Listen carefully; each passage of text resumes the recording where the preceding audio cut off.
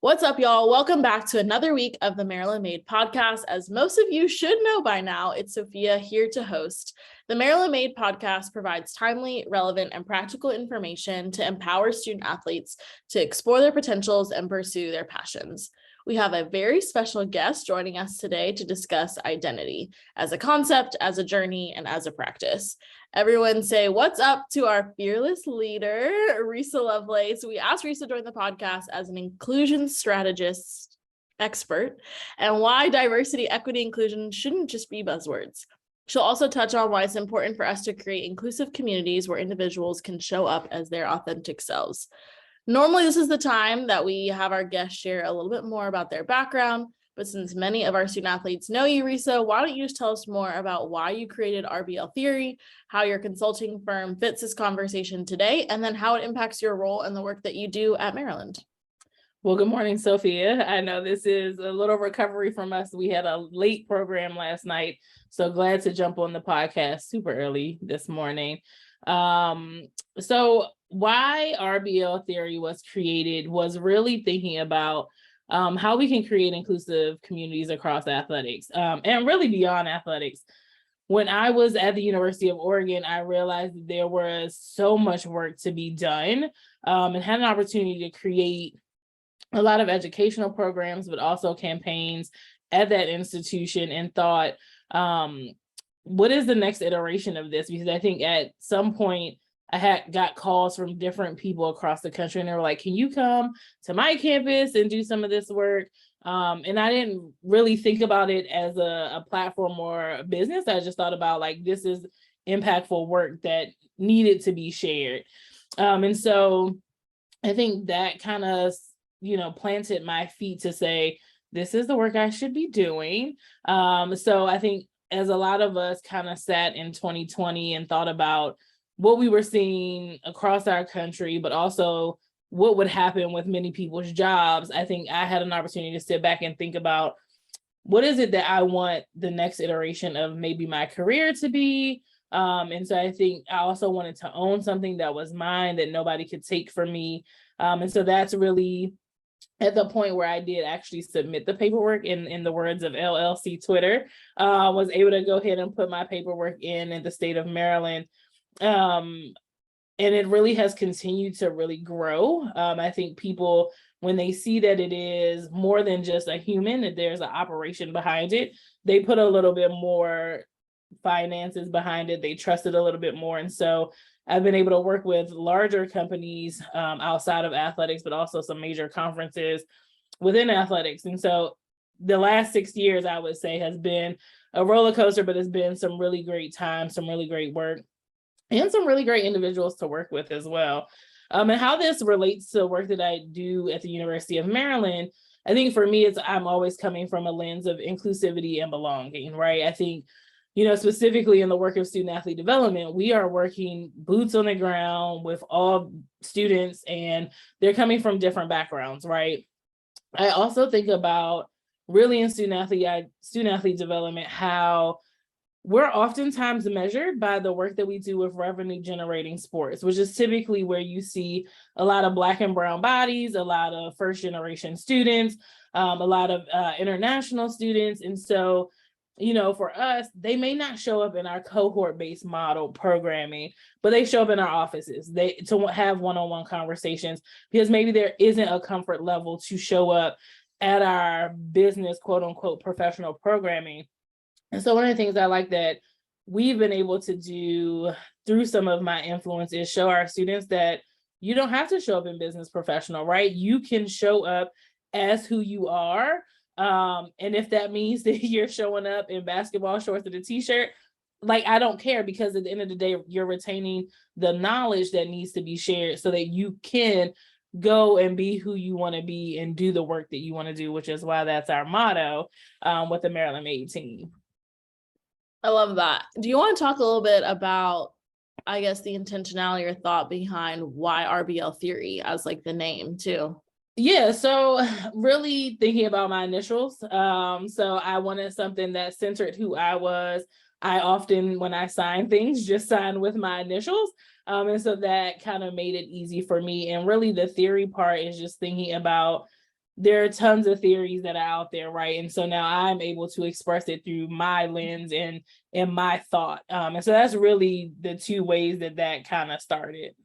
I love that. Thanks for sharing. So we'll move into our first segment here, just focusing on your experience. So just to give our listeners a little background, you received your bachelor's degree from Hampton University, where you competed as a student athlete. Talk to us a little about your experience as a student athlete there and how you navigated your athletic identity to life after competition. Yeah, so I actually did not plan to go to college to be a student athlete. I planned to go to college to really just be a student and want to have that college experience that I think many of us see on TV or in the movies. I don't know that I had a great desire to go to a historically Black college. I feel like in a lot of ways, I just kind of landed there. As smart as I was in high school, never did a college tour. I recently was just having conversation about that because my niece is on her journey to visiting different colleges. I was like, I never experienced that. I applied to a couple of institutions, got into the University of Louisville and got into Hampton University. And my parents were just like, well, if you ever want to come home, Hampton is going to be your best bet because it's closer.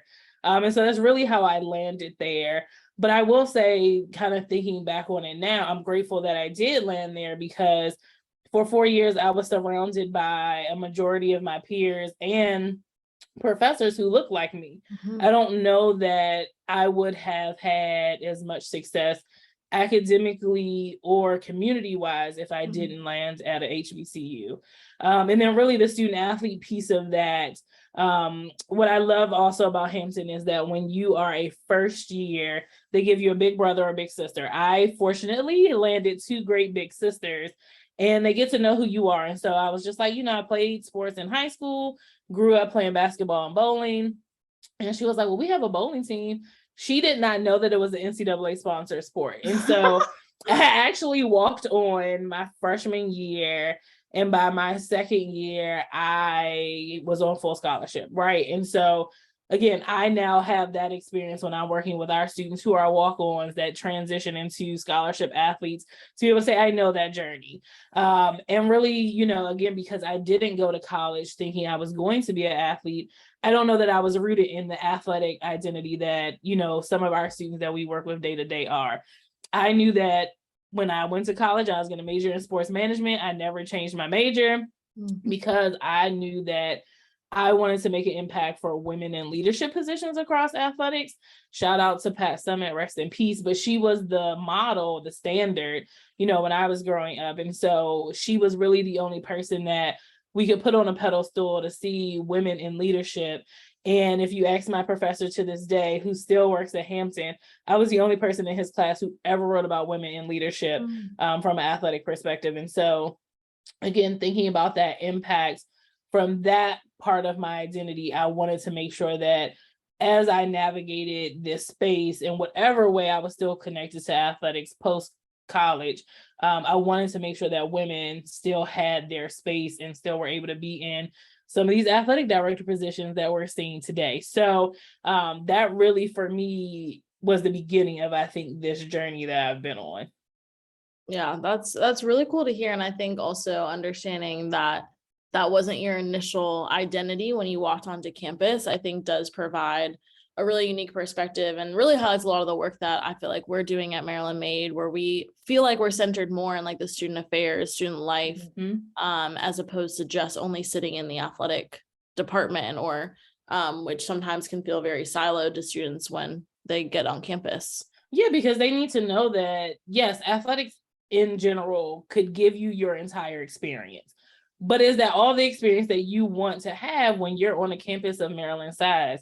I mean, I think about the fact that from one side of campus to the other side of campus, you really should take a shuttle. So that means to me that there's so many more things that you have at your fingertips that you're only going to have to take advantage of for 4 years, right? Or if you decide to stay a little longer, right? But like once you finish college, you will never have this experience again. So why not take advantage of it now? Right. And what's interesting too, like at the Gossip Transition program last night, one of the questions was, how do you make friends with people outside of your sport? So I think that's like a question that like young people are having, but I think oftentimes with athletics, we talk about, your team is your family. The other student athletes, they understand your experience, they understand you, but like you're talking about these two older big sisters that you had maybe didn't have like the same exact experience as you, especially, I mean, I'm assuming they weren't on the bowling team with you, but like that was still important community for you because of other ways that you were able to connect with them. So I really love that. So moving into our next question for you is, speaking more about your time at Hampton, you started to share with your teammates, classmates, and family that you identified with in the LGBTQ plus community. Tell us more about this experience. Yeah, I really feel like that was a journey. And I really love when I'm able to connect with students about this conversation. And so for me, I will say I probably knew that I was a part of the community at 7 or 8. But at 7 or 8, you don't have terms, you don't have language, right? And so I never really said anything. And then you get to high school and you're starting to explore and you're thinking about it more. And, you know, I think by my junior year, I had said it to one of my teammates in high school, but never really said anything further than that. And so I think when I got to college, I was just like, okay, no family's here. I can explore who I am, and I can start to tell people, because at the end of the day, I can go back to my room and it could be what it is, right? There's nobody at home that would shame you in those moments. And so I think, obviously, I went to college in the early 2000s. We weren't really still at the place we are today, right? I think that my generation and the generation that's truly coming behind us has created paths for LGBTQ students, or LGBTQ identified humans, I should say, to really own who they are. And so I wish I would have went to college kind of in this space, because I think it's a little different. But I'll also add, there are complexities when you are at HBCU and you do identify in the LGBTQ community, right? We don't often in the Black community have these conversations, right?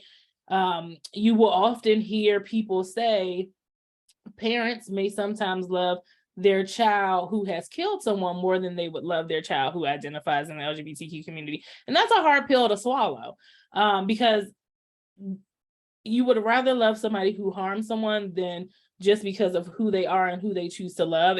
It's mind-boggling to me. So I would say, when I was at Hampton, my teammates weren't always receptive. I had a few who were like, you are who you are. I'll room with you when we hit the road, right? Like, because there were some who did not want to, because they didn't understand what it meant. Like, I wasn't trying to hook up with you.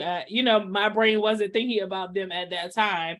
And so it's interesting to me to see some people truly walk and treat you as just another person, and who you love doesn't define who you are. But I will say there were some very negative experiences being gay on a Black college campus when you are living in a dorm setting. And I lived in a dorm for 4 years, which I know is not traditional anymore. But we call them dorm mothers. I guess they're resident coordinators now. She at one point during my second year said to a couple of my friends and I'm going to put you all in the same quad because I don't want you running through my building.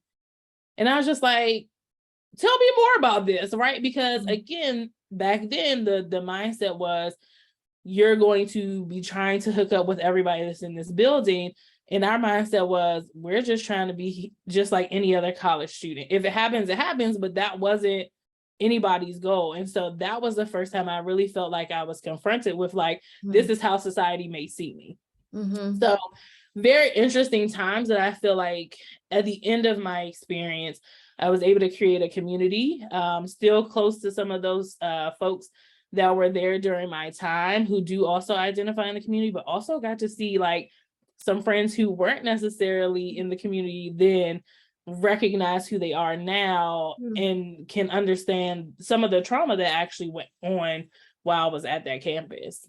Yeah, I appreciate you sharing that with us. And a follow-up question to that, outside of the experience within your residence hall, how did you see the campus support or not support the LGBTQ plus community? So thinking about like I think right now, like I'm thinking specifically about Maryland, like their or just campus in general, like there's campus-wide events, right? Or there's like, so how did that exist or not exist while you were at Hampton? Or thinking about like, were there, I know you're talking about like the community that you built and the community that you found, but were there more formalized communities that you tried to seek out? Like talk to us about that experience a little bit.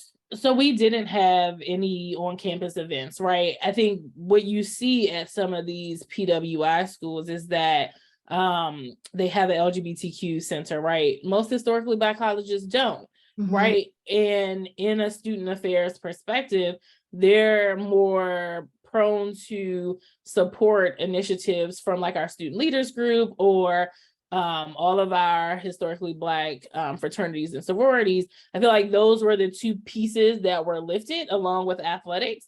And that was really the three mainstays of community building, right? And so we were forced essentially to find our own community. Again, living on campus for 4 years, I didn't necessarily explore external to campus because at a smaller institution, you can't have a car on campus for the first 2 years. So by the time you're a third and fourth year, your goal and your focus is elsewhere, not necessarily on trying to build community because you've already in some ways built that in your first 2 years. And that's why I think one of the things that I really admire about how you talk about all of your intersecting identities, right? Because what I think we're hearing is sometimes there are spaces where one identity is celebrated and the others are not, right? And so I think being able to find and continue to create communities, either in the work that we're doing or just in like our personal relationships and communities, creating spaces where all of our intersecting identities can be welcomed and celebrated is huge. So moving kind of into the next segment, talking about how your time at Hampton really prepared you for your professional life.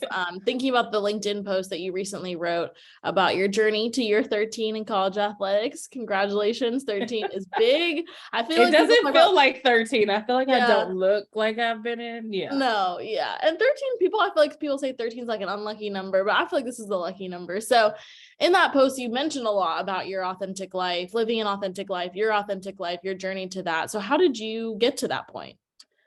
Yeah, I mean, I think obviously it started in college, but again, then there's that fear post-college of now you have to kind of recreate yourself again as you start to work into your professional life. And so I feel like I was fortunate in some ways because after my master's program, I worked for a financial institution literally for 365 days before I got my foot in the door in college athletics. And so, again, the community that I have built at Hampton got me to George Mason University for my first job in college athletics. And it was my former director of compliance who was like, come in and interview for this job. I think you'd be really great. I know most of your experience in athletics is really external, but what you can give our students in their experience is what we need. And so, he assisted me in getting hired at George Mason.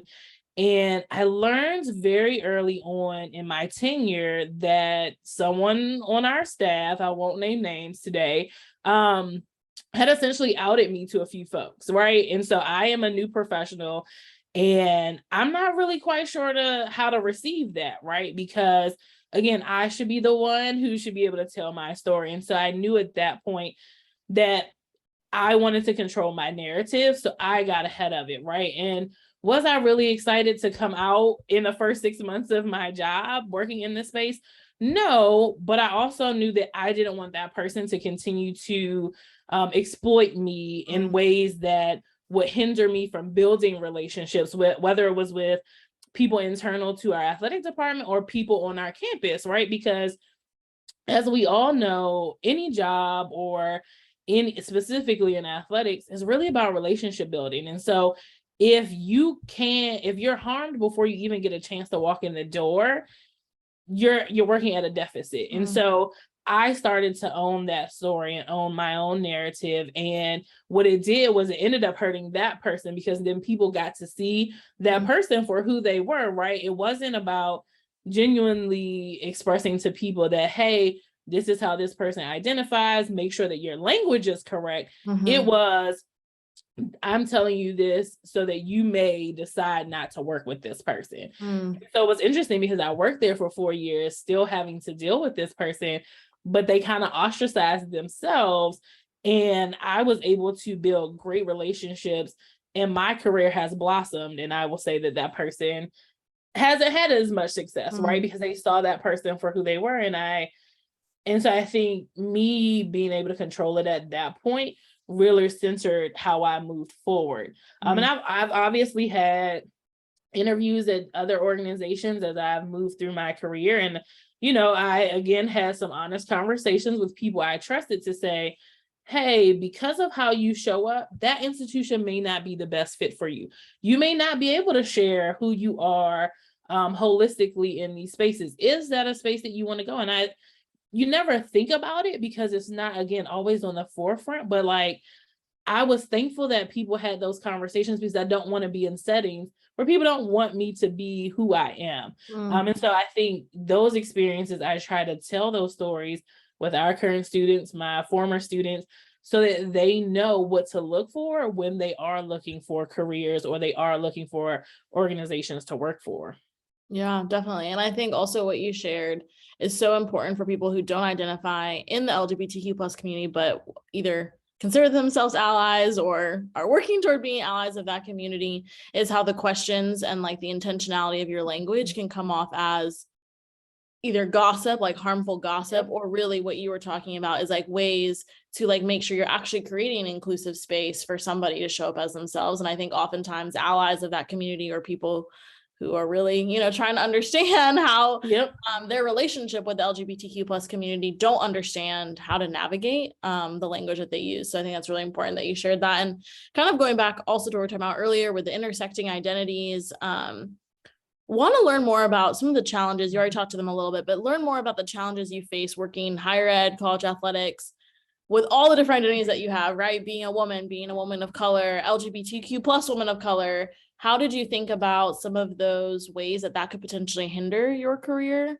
And how have you worked through those challenges and navigated those things? Yeah, so fully loaded question. I don't know that it fully hit me until I started looking for jobs in 2014. So I think most of us recognize that there's always ceilings in jobs that you have.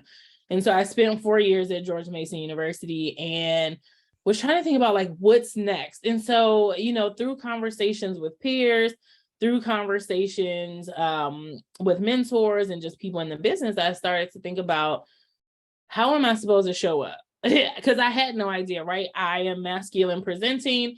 At that time, I had long hair, I know it's probably hard for people to imagine. So I'm showing up with this long hair, but my suits are masculine. I have a tie on. And so people don't know how to often receive that, or didn't know how to receive that sometimes. And so one day I was like, do I dress feminine for these interviews? Even though I could tell you the last time I put on a dress or a skirt, because, sometimes I think as Black women, we think about, well, shit, we already have 2 strikes against us. We're women and we're Black, right? Especially in athletics, Black women are still not, there's still not a huge number of us, right?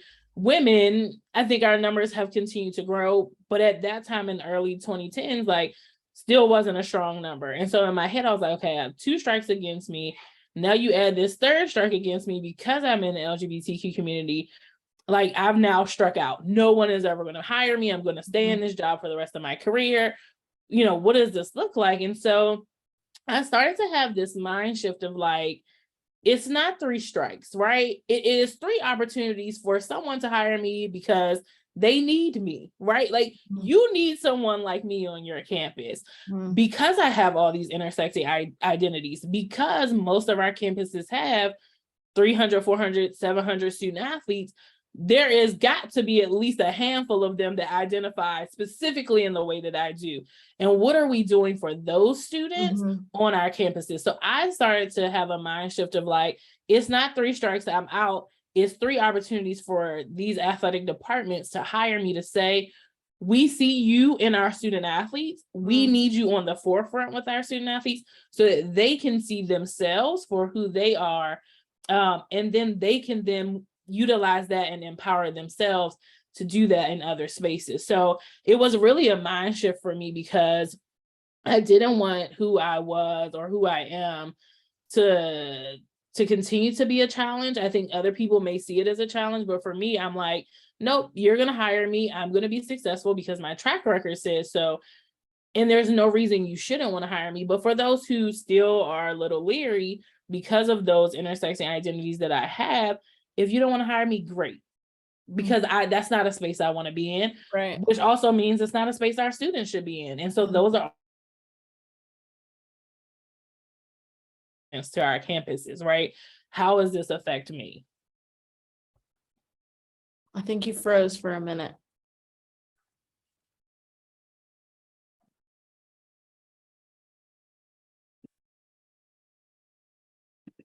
All right, we're back.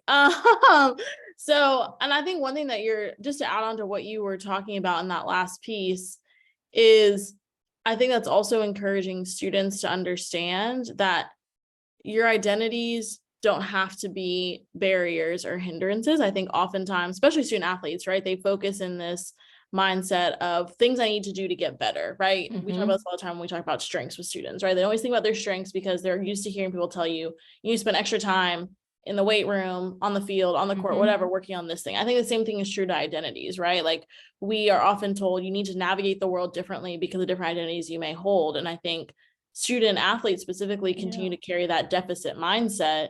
But I think having someone like you in the, especially for Maryland athletes, like they get to see someone who doesn't look at their identities as deficits, but ways that can be added benefits or something that honestly should be prioritized, right, through hiring processes and that thing. And I think that's really powerful. So I think you've talked a lot about the impact that your identities have had on the different spaces and communities that you've been in. So talking about going beyond Maryland's borders outside of College Park, you're also obviously making a difference on other campuses through RBL Theory. So why is it so important to you to make this impact? It's really important for me to make the impact because I've seen what it can do, right? When students feel like, and not just students, really, I even think about coaches and administrators we work with every day. When they see that there are people who genuinely care about creating communities of belonging and inclusivity, they can take this sweatshirt off and reveal a true nature of who they are, and the work gets better, right? I remember when I was at the University of Oregon, one of the first DEI programs that we did was centered around LGBTQ in sports. And so we had this panel where there were two openly identified LGBTQ coaches and administrators, one student athlete, and then two allies, which one happened to be our head football coach at the time and a football student athlete. And it was about 200 of our staff members and coaches who attended this session, which is huge for something in the middle of the day. I think for most of us who work in athletics understand that. And we had this genuine conversation about what it's just like to be in community in this space. And from that moment, we had some coaches start to openly identify, which again then changes the trajectory of what their student athlete makeup may look like, but also how their student athletes may come into this space. And it was such a powerful moment for me to see that because we opened, to me at that moment, a small door, people started to own more about who they were. And I've continued to see it with some of the work that I'm doing across the country. I think about a conference that I'm working with right now and how, their commissioner is keen on, making an impact outside of creating these wonderful championship experiences that students will get to have when they're playing their sport. But now he's thinking about how can I use my impact and influence to create more inclusive spaces on these individual campuses that, he has a connection to. And we don't often hear commissioners having those conversations out loud. And we don't often hear students really being able to express some of the wins and losses from a personal perspective that they're having on these college campuses. So I really enjoy specifically working with this conference because I'm seeing this mind shift for him and his staff in a conference office, but also some of the people that are working on his task force that have boots on the ground on these campuses. So I think when I get to sit back at the end of the day and watch this landscape of the impact I have on the campus I work on, but also across the nation. I'm just like, if there were more me's, our athletics would be further along, right? And I think we do have a lot of people like myself who are doing this work. And I often joke with Dr. Jen Fry to say, like, can you just band us all together and like let us run, right? Like, because it's like the Avengers. Right, because she's been doing this obviously a lot longer, but like, could you imagine the DEI Avengers taking over and like where athletics could be 10 years from now if we had the space to do that? This athletics will look completely different. I totally agree. And one thing that I think you and Dr. Jen Fry do really well to even expand your reach further is social media. Like, I think it's something that we haven't really totally talked about yet, but not only are you your authentic self in conversations or when you're traveling to a campus and having a presentation or facilitation, but on social media too, which has that greater reach and impact, right? And so I think even the little things of what you're posting on your Instagram story or what you're retweeting or what you're sharing on LinkedIn, like that still has an impact on a coach or a student or somebody who's seeing that. And I think, that continues to expand the reach of these conversations. Yeah, I mean, I definitely think, again, when I started in athletics, social media wasn't a huge thing. And so, people were like, don't use it, don't share who you are authentically in those spaces. Excuse me. And now I feel like I'm telling y'all, like, yeah, share who you are, talk about what you want to talk about. Again, people may not hire you because of what you're saying, but is that a space that you want to occupy? Probably not, because now you're hiding a piece of who you are. And so that's the joy, at least like working with you, because you talk about politics. We live in the area where politics is heavily natured. And so, yes, one day when you are president, I would be like, I knew it, right? Because we are giving you space to have conversations that I don't know that you would have in other spaces. And so when we're talking about women's rights, I think our students are impacted by that, right? And so it's great that some of them will come into your office and have those conversations with you because it's impactful and because maybe it's something they needed to learn that they aren't paying attention to because they're siloed in this mindset of athletics and academics, that when we are bringing these other things to the forefront, it's mind-blowing to them. And I love seeing those type of things. Yeah. And I think that that's a conversation that we're having like just nationwide, right? As we continue to put people in buckets. We as a society like love labels, and we love putting labels on someone, putting them in a bucket and saying everyone in this community must think and act and operate all in the same way, right? And then I think when we have people who have all these intersecting identities are able to show there's so many different ways you can look at the world and engage with the world and navigate the world, like that is what's powerful to students. And it's so funny that you bring that up because I was literally talking to a friend last night and he was like, so I have a professional Twitter and I can't really bring myself on my professional Twitter. And then I made this like non-professional Twitter, but I actually don't really think I can be myself on my non-professional Twitter. He's like, so should I make a third Twitter? I was like, what are we even talking about at this point? Because that is what I feel like people you're in our generations like have been taught, right? About separating all these different things, because going back to my bucket comment, if you are in this one bucket, you have to think and operate this way. And we look at everything in like this monolithic capacity when that's just like humans aren't made to be monoliths. They're made to be these complicated and very complex creatures, and the world is so much better because of that. Yeah, and I can't imagine having 3 Twitters, and that's like 3 different mindsets. My brain would explode with something like that. And I'll probably post something on the wrong Twitter and be like, well, I'm gonna do it all the time with Maryland Made anyways. Like I almost posted something political from the Maryland Made account. I was like, that could have been an interesting surprise. Yeah. Well, over the last few weeks, you and I have talked about a new series that we want to launch, hopefully soon. So everyone stay tuned. Follow Maryland Made on Instagram, called Identities in the Workplace. And why do you think this series is important? And why do you think when we started talking about this, we were like, yes, it's something that we need to do? Yeah, I mean, I think, shout out to Tim, because he has definitely left an impact on not only me, but the work that we do here. And so last spring in February, he created, with the assistance of a student, which I really know that this was from the student's brain and we gave them the platform, is to talk about Black voices in career readiness. And it was so interesting to me to see the people that showed up for that, from a student and a staffing perspective, right? Again, we talk about our students of color or historically marginalized identities who don't necessarily show up to some of our larger events because they don't know that that's a space for them to occupy, showed up to this event. and some of our campus partners showed up to this event, and seeing and feeling the energy in that room, I was like, this is something that we need to continue, right? Who are these other groups that we can also create something like this for, where they can start to think about themselves and the success that they can have in spaces? And so I am super excited to think about how we can do something for women. It's something that you're working on with our first generation students, how we can bring that conversation in. Is there a conversation around LGBTQ identity in the workplace, right? So I'm excited to think about it as this really great experience that students can have, whether they identify in these communities or they don't, because again, those who don't will also learn something, because now they have a toolkit in how to navigate these spaces once they become professionals. So I think it's going to be really impactful. I think it's something that, again, we are so non-traditional student athlete development here at Maryland that I think other institutions are going to want to model, because this is where our society is right now, and we have to be having these conversations. Right. We talked about this yesterday, right? It's moving from this concept of what, because if we're talking about not having your identity as a student athlete, but then I feel like sometimes student athlete development, we talk about pouring identity into a career, right? We're like, okay, like you're not a student athlete, right? Because you want to be a doctor one day.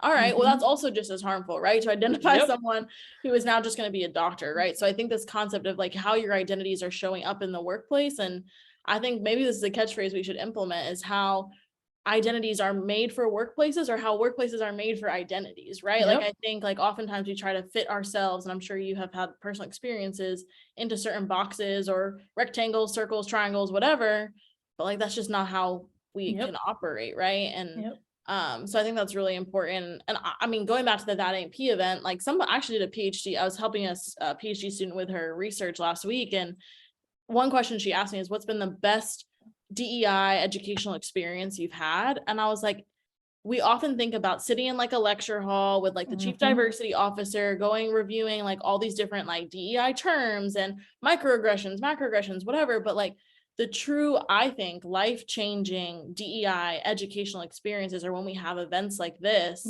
where it's like, it's taking a Black Lives Matter approach, right? Like it's taking an approach where we have to center these voices in these moments. Yeah, so I'm really excited for it. I think it'll be a really good series.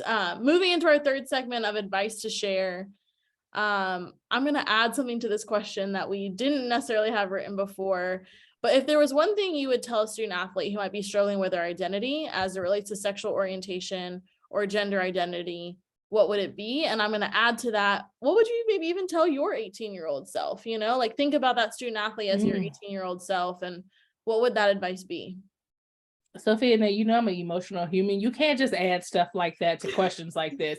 I think my advice to my 18-year-old self is that it's going to be okay, right? Like, and I feel like that's something that we always say, like, it's going to be okay. Life is going to happen, right? But like, truly it is going to be okay, because you are going to you're going to discover who you are. And that's an ongoing thing, right? Because of who you are, 18 is not who you're going to be 30 when you're 37, because I'm 37, right? Like, I am not the same person. Yes, my identities have continued to stay consistent, but because of the ups and downs in life, who I am have changed. And so I would say to my 18-year-old self that be who you are, show up in the spaces, take up space. Don't cower to people who you feel like have this stronger influence over you because of their position. Think about how who you are can also continue to shape and shift the communities that you are occupying. So I think about, continuing to build community in every phase of your life, no matter where you are. And that even sometimes family isn't always the family that you're born into, is maybe not the family that you end up with when you are in these different phases of your life. And so I would continue to think about figuring out and continuing to discover who you are through whatever that looks like. There is no straight path.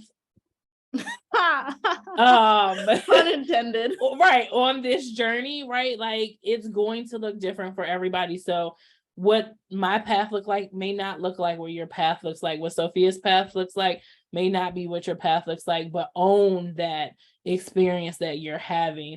And I will also say something that I've recently discovered is therapy, right? Like, I wish I would have done that earlier, because maybe some of the experiences that I have had as an adult would have looked different if I had a third party person to speak to. And I think oftentimes, really in the Black community, we don't talk about that, right? And with all of the intersecting identities, I think those are people that can help you, again, navigate it. They don't tell you, but they give you pieces to think about and consider. So those would be some things that I would think about to share. I love that. And I'm just sitting here thinking about if 18-year-old Resa could see you now, like just how sweet that would be, right? Oh my gosh. Again, these are the moments we wish we could see on video, right? Like, right. But we don't have cameras following us around. We're not that important. We might be one day. I like to think we're important to somebody.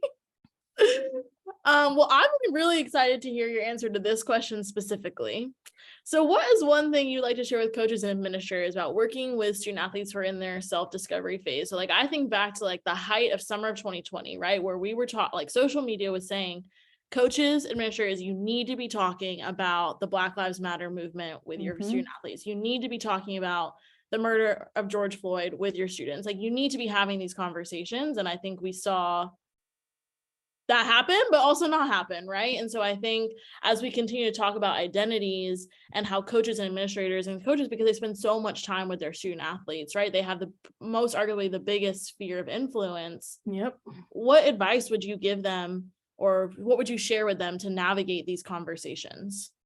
I think the biggest thing is, don't put your lifestyle, your standards of practice, your whatever that is, onto these students. Allow these students to figure it out sometimes for themselves. I think oftentimes, because administrators and coaches are the people that they spend the most time with, that our students aren't quite sure how to have conversations or bring certain things up, because there's a fear of like, I won't be able to play, or they'll take my scholarship, or whatever that thing may be, because of the conversations that they want to have. And I think about, really even before summer 2020, like when the election of, I guess that was 2016 happened, my brain can't go back, right? I had Black and brown students who didn't want to go to class because there was a fear of like what was going to happen the next day. And some of our coaches and academic staff, they didn't understand like why there was this huge fear that these students had. So like, I had to have these conversations to say, like, just because you don't understand it doesn't mean that you shouldn't respect it, right? And let's figure out a way to make our students feel safe. And so I'm always thinking about, I think that moment in particular and summer of 2020 really stand out for me, because I'm just thinking about, we have people who work in these spaces who never had to deal with some of these issues, and now they continue to be highlighted year after year. It is something every year that I feel like we're going to continue to face, whether it's health, whether it's, mental health, whether it's racism, whatever it is. I feel like every year we're going to continue to be hit. And so our coaches and administrators need to have a pulse on what's going on, not only in the world, but also what's going on in their local communities. Understand who their students are, and sometimes just be quiet. Just let the student come in and vent.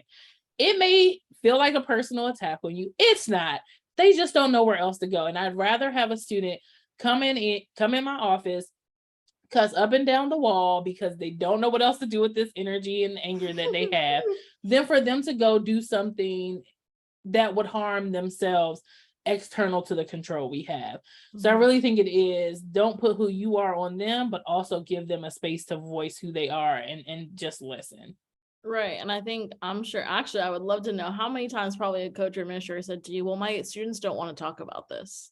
I mean, it's all the time, right? And I'm like, have you even asked? Like, right. Have you asked? Have you seen our offices be flooded with students because they do want to talk about it, right? Like, they don't know that they can talk about it with you. So they come to us to talk about it. But could you imagine a world where, because you've opened a door for students to feel like they can come talk to you, how better your team would be, how bigger the community would be in that small space of your team?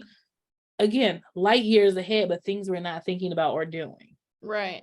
And like, I think about, like, I'm thinking like at Maryland, I know other schools do this too. Like, we host games that are like pride themed, and we host games that are right now like Title IX themed, right? I'm like, are we just hosting the game, or are we having the conversation too about why we need to have a game that is pride themed, etc., right? And I don't know, like, our coach is leaning into those conversations. I mean, I don't know if you have.